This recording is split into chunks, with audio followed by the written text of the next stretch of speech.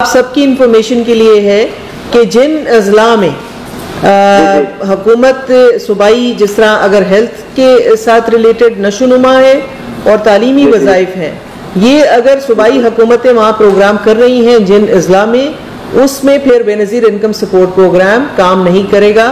इसकी वजह ये है कि हम चाहते हैं कि जो एक फैमिली है वो फिर एक ही जो है वहाँ से मुस्तफ़ीद हो सके, उसमें डबलिंग ना हो।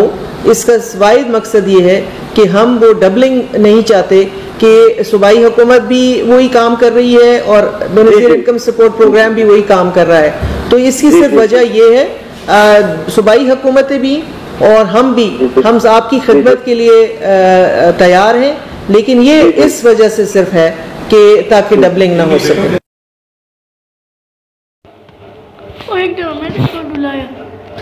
इस वीडियो को बनाने का मकसद ये है कि अगर आपको वज़ीर आज़म शहबाज शरीफ की तरफ से 5,000 रुपये मिले थे, यानी कि पान राशन प्रोग्राम की तरफ से आपको 10,000 रुपये मिले थे, तो ऐसे लोगों को अब बेनज़ीर इनकम सपोर्ट प्रोग्राम में शामिल नहीं किया जाएगा। ये बहुत बुरी अपडेट्स हैं हमारे पास। मज़ीद अपडेट्स के लिए हमारे साथ रहना, तब तक दीजिएगा इजाज़त। अल्लाह हाफिज़।